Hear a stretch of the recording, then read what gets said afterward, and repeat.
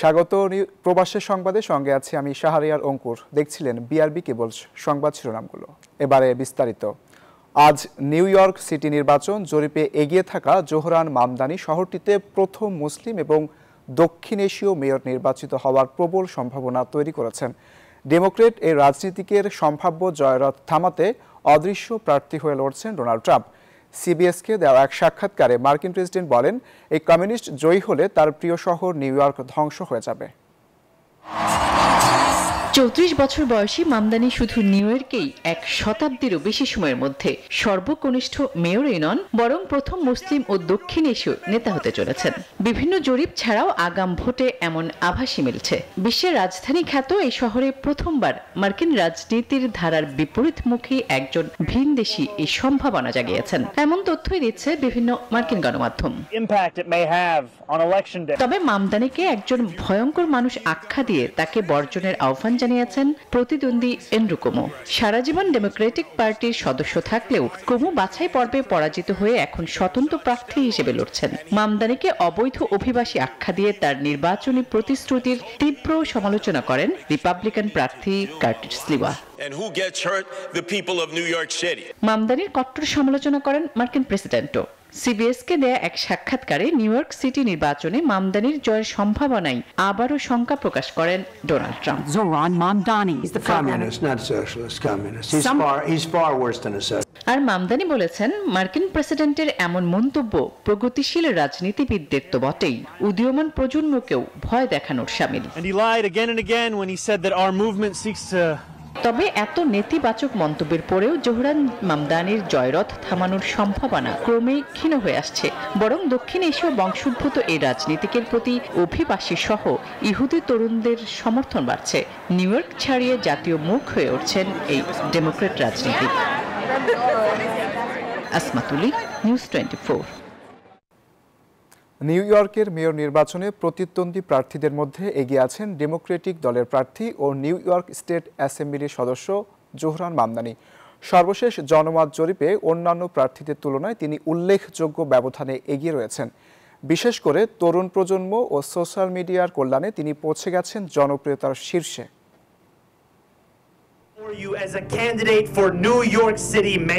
সারা বিশ্বের নজর এখন যুক্তরাষ্ট্রের নিউ ইয়র্ক শহরের মেয়র নির্বাচনে।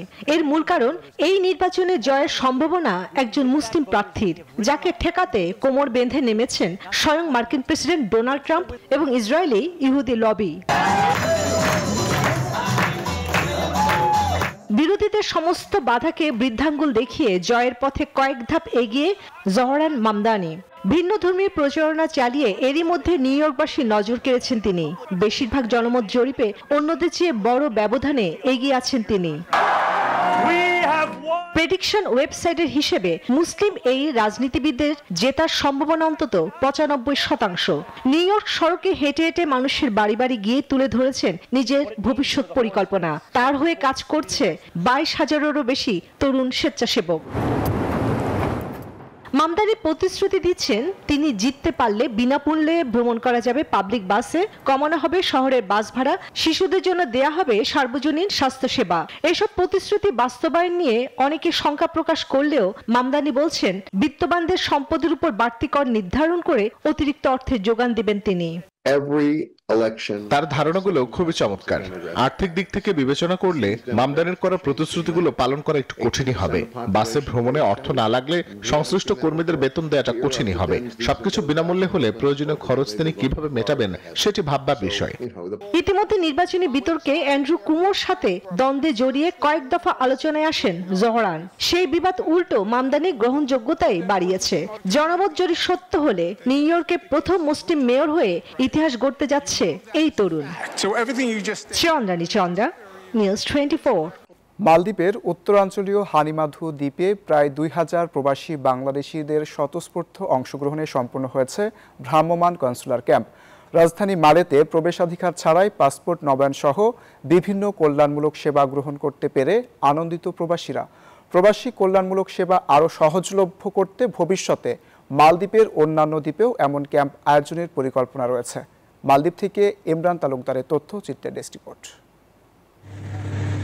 মালদ্বীপের রাজধানী মালে থেকে প্রায় ৩০০ কিলোমিটার দূরের দ্বীপ হানুই মাধুতে প্রবাসী বাংলাদেশিদের দোরগোড়ায় সেবা পৌঁছে দিতে উদ্যোগ নিয়েছে বাংলাদেশ হাইকমিশন।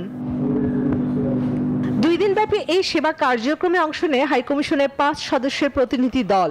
বাংলাদেশ হাইকমিশনের কর্মকর্তারা জানান, দূরবর্তী দ্বীপাঞ্চলে কর্মরত প্রবাসীদের সুবিধার কথা বিবেচনা করেই এই ভ্রাম্যমাণ সেবা চালু করা হয়েছে।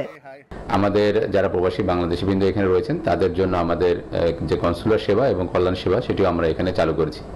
এখানকার কাউন্সিলের সহযোগিতায় কাউন্সিলের যে সোশ্যাল সেন্টার রয়েছে সেটিতে আমরা দিনব্যাপী এখানে আমাদের কার্যক্রম চলেছে।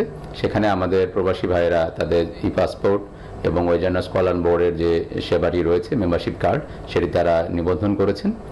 প্রবাসীরা জানান, এই উদ্যোগে সময় ও ব্যয়ের সাশ্রয়ের পাশাপাশি প্রশাসনিক জটিলতা কমে এসেছে উল্লেখযোগ্যভাবে। বাংলাদেশ হাই কমিশনার কনসুলার টিমকে আন্তরিক ধন্যবাদ জানাচ্ছি এবং ভবিষ্যতে এইভাবে আমাদের যত বাংলাদেশি লোক আছে তাদের প্রত্যেককে এভাবে সেবা প্রদান করার জন্য বিনীত অনুরোধ জানাই। সফরকালে হাইকমিশনার প্রবাসীদের সঙ্গে এক মতবিনিময় সভায় রেমিটেন্স প্রেরণে বৈধ ব্যাংকিং চ্যানেল ব্যবহার, স্থানীয় আইন ও বিধিনিষেধ মেনে চলা এবং অবৈধ দালাল চক্রের প্রলোভন থেকে বিরত থাকার আহ্বান জানান। Desk report, news 24। মাদ্রিদে ফেনী জেলা ফোরাম ইন স্পেনের নবনির্বাচিত কার্যনির্বাহী কমিটির অভিষেক হয়েছে। সম্প্রতি লাভাপিয়েস এলাকার একটি রেস্টুরেন্টে অনুষ্ঠানে সভাপতিত্ব করেন নবনির্বাচিত সভাপতি মোহাম্মদ আরাফাত হোসেন। অনুষ্ঠানটি পরিচালনা করেন সাধারণ সম্পাদক কামরুল ইসলাম ও সাংগঠনিক সম্পাদক নিজামুদ্দিন। সভায় বক্তব্য রাখেন সিনিয়র সহ সভাপতি মোহাম্মদ ওমর ফারুক, যুগ্ম সাধারণ সম্পাদক ইস্তিয়াক আহমেদ শাওন, সহশিক্ষা সম্পাদক শাহনেওয়াজ শান্ত সহ সংগঠনের অন্যান্য নেতারা।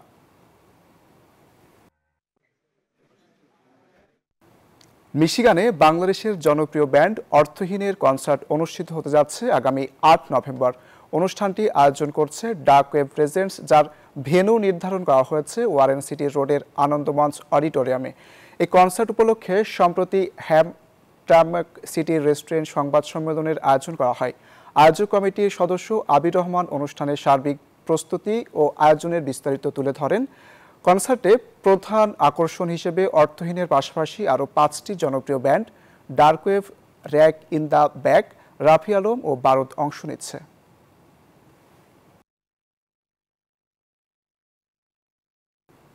বাংলাদেশ জাতীয়তাবাদী যুবদলের 47তম প্রতিষ্ঠাবার্ষিকী উপলক্ষে জার্মানির ওবারহাউজেন শহরে অনুষ্ঠিত হয়েছে রাষ্ট্র সংস্কার শীর্ষক সেমিনার। বাংলাদেশ জাতীয়তাবাদী যুবদল জার্মানির উদ্যোগে আয়োজিত এই অনুষ্ঠানে ইউরোপের বিভিন্ন শহর থেকে অংশ নেন নেতাকর্মী, গবেষক, লেখক, রাজনৈতিক বিশ্লেষক এবং প্রবাসী শিক্ষার্থীরা। অনুষ্ঠানে অতিথি আলোচক হিসেবে ছিলেন লেখক ও অর্থনীতিবিদ জিয়া হাসান। তিনি বলেন, রাষ্ট্র সংস্কার একটি চলমান প্রক্রিয়া, একে কোনো সনদের মাধ্যমে সীমাবদ্ধ করা সম্ভব নয়। এ সময় অনলাইনে যুক্ত ছিলেন শিবলি সোহেল, এক্সিকিউটিভ ডিরেক্টর। অনুষ্ঠানটি সঞ্চালনা করেন ইঞ্জিনিয়ার সাইফুর রহমান চৌধুরী এবং নুরুল ইসলাম পূর্ণ।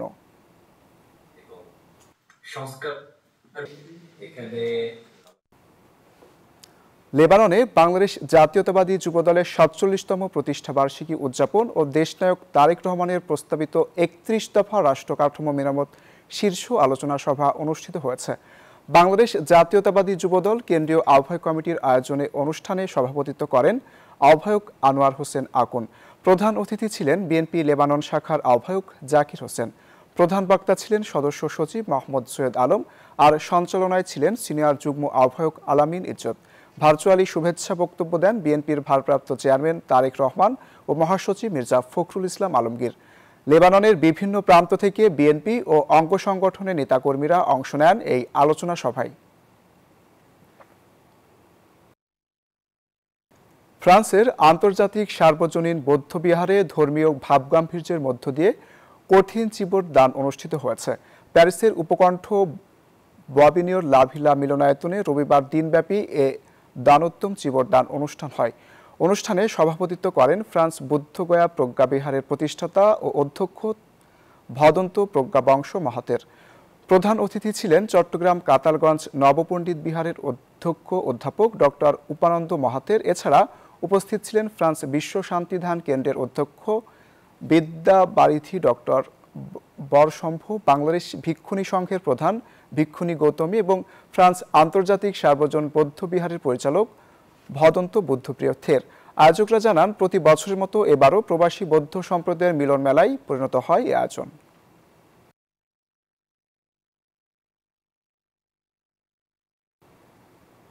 কানাডার ক্যালগেরির বাংলাদেশ সেন্টারে বারাকা অ্যাপারেলের উদ্যোগে অনুষ্ঠিত হয়েছে বর্ণিল পিঠা উৎসব। দিনব্যাপী এই আয়োজনে ছিল নানা রকম ঐতিহ্যবাহী ও সুস্বাদু বাংলাদেশি পিঠা, সঙ্গে ছিল দেশীয় শাড়ির প্রদর্শনী, নারীদের সাজসজ্জার সরঞ্জাম এবং প্রবাসী বাঙালিদের প্রাণের আড্ডা। সব মিলিয়ে আয়োজনটি পরিণত হয়েছিল প্রবাসী বাঙালিদের এক আনন্দঘন মিলন মেলায়। হাসি, গল্প আর ভালোবাসায় মুখর ছিল পরিবেশ। প্রবাসের মাটিতে বাঙালিয়ানা ছোঁয়ায় ভরে উঠেছিল ক্যালগেরির প্রবাসী সম্প্রদায়। বাংলার ঐতিহ্য, লোকজ সংস্কৃতি আর ভালোবাসার বন্ধনে ক্যালগেরির পিঠা উৎসব হয়ে ওঠে এক প্রাণের উৎসব। পিঠা উৎসব নিয়ে আসছে আপনাদের সবার জন্য। কমিউনিটিতে সবাই আসছে আজকে, খুব এনজয় করছে, খুব ভালো লাগছে। বাংলাদেশ জাতীয়তাবাদী দল বিএনপি সংযুক্ত আরব আমিরাতে তাদের সাংগঠনিক কার্যক্রমকে আরও গতিশীল করতে এক যুগান্তকারী পদক্ষেপ নিয়েছে। প্রাথমিক সদস্য পদ নবায়ন ও নতুন সদস্য গ্রহণের জন্য অনলাইন পেমেন্ট গেটওয়ে চালু করেছে দলটি। এই উপলক্ষে দুবাইয়ের মতিনা গ্র্যান্ড এক্সিলিয়ার হোটেলে এক অনুষ্ঠানের আয়োজন করা হয়। অনুষ্ঠানে প্রধান অতিথি হিসেবে ভার্চুয়ালি যুক্ত ছিলেন বিএনপির ভারপ্রাপ্ত চেয়ারম্যান তারেক রহমান। তার উপস্থিতিতেই প্রবাসে দলের সাংগঠনিক ভিত্তি শক্তিশালী করার লক্ষ্যে এই ডিজিটাল প্রক্রিয়ার আনুষ্ঠানিক উদ্বোধন হয়। জনাব তারেক রহমান সাহেব প্রবাসীদেরকে সদস্য হওয়ার জন্য সুযোগ দিয়েছে, সেজন্য আমরা অনেক আনন্দিত। আজকের যে নতুন সদস্য গ্রহণের যে উদ্যোগ, সেটাতে আমরা প্রবাসীরা খুবই আনন্দিত। অতীতে বাংলাদেশ থেকে পেন পেপার আসতো, যে যার মতো করে সদস্য বানাইতো, টাকা তার পকেটে ঢুকাই দিত। দলটির সদস্যপদ নবায়ন ও নতুন সদস্য গ্রহণে অনলাইন পেমেন্ট গেটওয়ের উদ্যোগে বিএনপির সাংগঠনিক কার্যক্রমে যুক্ত হলো ডিজিটাল যুগের নতুন দিগন্ত। ২৬ অক্টোবর রবিবার লন্ডন সময় 12টায় ভার্চুয়ালি যুক্ত হয়ে আনুষ্ঠানিকভাবে উদ্বোধন করেছেন বিএনপির ভারপ্রাপ্ত চেয়ারম্যান তারেক রহমান। এ সময় যুক্তরাজ্য বিএনপির বিপুল সংখ্যক নেতাকর্মী লন্ডনের অট্রিয়াম ব্যাংকুয়েটিং হলে ভার্চুয়ালি যোগদান করেন। অনুষ্ঠানে সভাপতিত্ব করেন বিএনপি মহাসচিব মির্জা ফখরুল ইসলাম আলমগীর।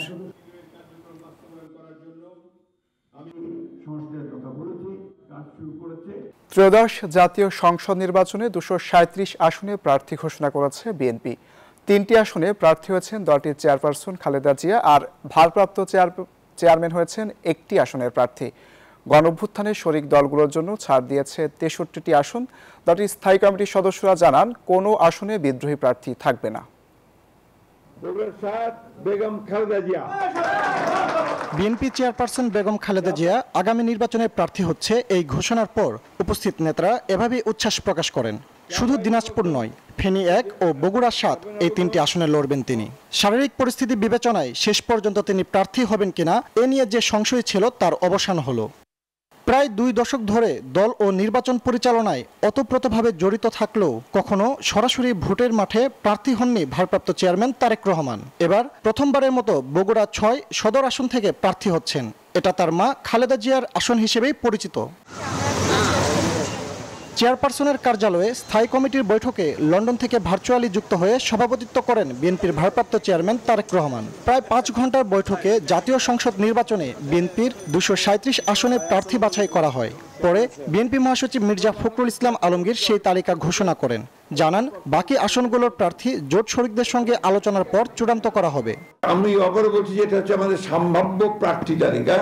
আমাদের যুগপৎ আন্দোলনে যারা শরিক দলগুলো আছেন তাদের সঙ্গে আলোচনার ভিত্তিতে আমরা এই পরিবর্তনগুলো আনতে পারি, অথবা যদি স্ট্যান্ডিং কমিটি মনে করে, পার্লামেন্টারি বোর্ড মনে করে তারা কোনো আসনের পরিবর্তন আনবেন, সেটা নিঃসন্দেহে যে নিয়মগুলো আছে সেই নিয়মগুলো মেনে আমরা সেইভাবে আপনার পরিবর্তন নিয়ে আসবো। বিএনপি মহাসচিব মির্জা ফখরুল লড়বেন ঠাকুরগাঁও 1 আসন থেকে। স্থায়ী কমিটির সদস্য হাফিজউদ্দিন আহমেদ ভোলা 3, গয়েশ্বরচন্দ্র রায় ঢাকা 3, মির্জা আব্বাস ঢাকা 8, আমির খসরু মাহমুদ চৌধুরী চট্টগ্রাম 10, সালাউদ্দিন আহমদ লড়বেন কক্সবাজার 1 আসন থেকে। প্রার্থী তালিকা ঘোষণার পর স্থায়ী কমিটির সদস্যরা প্রত্যাশা করেন এবার বিদ্রোহী প্রার্থী থাকবে না। বাংলাদেশের নির্বাচন মানে উৎসব মুখর একটা নির্বাচন আমরা দেখতে চাই। আমরা আশা করি না কোনো বিদ্রোহী প্রার্থী হবে, হলে আমরা বুঝিয়ে শুনিয়ে তাকে লাইনে আনবো। সবাই ঐক্যবদ্ধভাবে রাজনৈতিক আগামী নির্বাচনে যাবে, ঐক্যবদ্ধভাবে যাবে এবং প্রার্থীর প্রতি পূর্ণ সমর্থন জানাবে। মনের দুঃখ তো থাকতেই পারে, নমিনেশন না পেলে অনেক সময় থাকতে পারে, সেটা তো একটা সাময়িক ব্যাপার। বিদ্রোহী প্রার্থী হবে না এটা আমরা বিশ্বাস করি, কারণ দলের প্রতি সবাই মোটামুটি অনুগত। শিগগিরই বাকি আসনের প্রার্থীদের নাম ঘোষণার কথা জানানো হয়েছে। ফজলে রাব্বি সৌরভ, নিউজ 24, ঢাকা। দিনাজপুর 3, বগুড়া 7 ও ফেনী 1 আসনে লড়বেন বিএনপি চেয়ারপারসন খালেদা জিয়া এবং বগুড়া 6 আসনে লড়বেন তারেক রহমান। এ নিয়ে নিজেদের প্রতিক্রিয়া জানিয়েছে স্থানীয়রা। বগুড়ার মানুষ উন্মুখ হয়ে আছে। আমি বিশ্বাস করি বাংলাদেশের মধ্যে সর্বোচ্চ ভোটের ব্যবধানে জনাব তারেক রহমানকে বগুড়ার মানুষ নির্বাচিত করবে। বিএনপির ভারপ্রাপ্ত চেয়ারম্যান তারেক রহমান এবং বগুড়া 7 আসনে আমাদের চেয়ারপারসন বেগম খালেদা জিয়া প্রার্থী হয়েছেন, এর জন্য বগুড়াবাসী আমরা আনন্দিত। প্রত্যেকটা জনগণ যাকে আশা করে সেই তারেক রহমান বাংলাদেশে বগুড়ার আসন নিয়েছেন। উনি, আমরা বিশ্বাস করি বাংলাদেশের প্রধানমন্ত্রী আগামীতে তারেক রহমানই হবেন এবং আমরা প্রত্যাশা করি বাংলাদেশের জনগণ, বিশেষ করে বগুড়ার জনগণ শতভাগ ভোট ধানের শীষে দিয়ে ওনাকে নির্বাচিত করবেন। তরুণদের নেতা তারেক রহমান বগুড়া সদর 6 আসন থেকে নির্বাচন করবেন ধানের শীষ মার্কায়। আজ আলহামদুলিল্লাহ আমাদের সে আশা পূরণ হয়েছে। আমাদের দিনাজপুরবাসীর স্বপ্ন বাস্তবায়ন হয়েছে। বিএনপি তৃণমূল থেকে শুরু করে বিএনপি পরিবারে আমরা যারা আজকে 47 বছর ধরে যে বিএনপিতে যারা দিনাজপুরে যারা বিএনপি করে, আজ আমাদের স্বপ্ন পূরণ হয়েছে। দিনাজপুরের সর্বোচ্চ উন্নয়ন হবে, যেহেতু ম্যাডাম খালেদা জিয়ার বাড়ি এখানে, উনি মানুষ হয়েছে এখানে।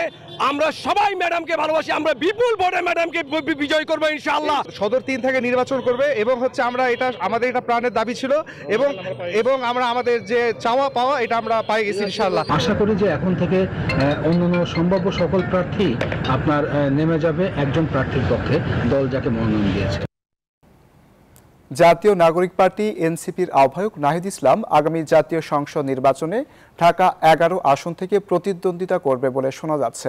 আর সদস্য সচিব আখতার হোসেন রংপুর 4 আসন থেকে নির্বাচন করবেন।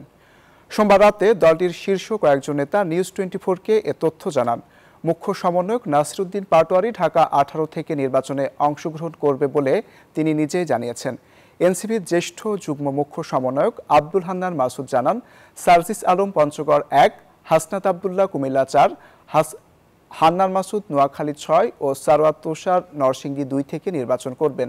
তবে এনসিপির যুগ্ম আহ্বায়ক সারওয়াত তুষার অবশ্য বলেছেন, এসব অনুমান নির্ভর, তার দল কয়েক দিনের মধ্যে সব চূড়ান্ত করে আনুষ্ঠানিকভাবে প্রার্থী তালিকা দিবে। এনসিপি এখনো পর্যন্ত তার প্রার্থী তালিকা চূড়ান্ত করার প্রক্রিয়ার মধ্যে আছে। এখনো কোনো জায়গায় আমাদের দলের বিভিন্ন কেন্দ্রীয় নেতৃবৃন্দ তারা কে কোথা থেকে লড়বেন সেই ইচ্ছা প্রকাশ করছেন, মনোনয়ন প্রত্যাশা করছেন এবং সেগুলোর তথ্য সংগ্রহ করা হচ্ছে। আশা করা যাচ্ছে আমরা আরো 1 সপ্তাহ পরে আনুষ্ঠানিকভাবে প্রার্থীদের তালিকা ঘোষণা করতে পারবো।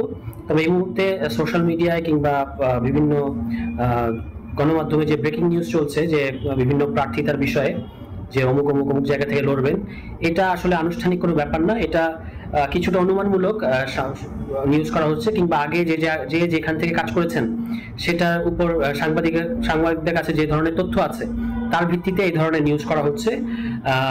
এখনো পর্যন্ত এনসিপির পক্ষ থেকে কোনো আনুষ্ঠানিক ঘোষণা। এই ছিল প্রবাসের সংবাদে। এতক্ষণ সাথে থাকার জন্য ধন্যবাদ।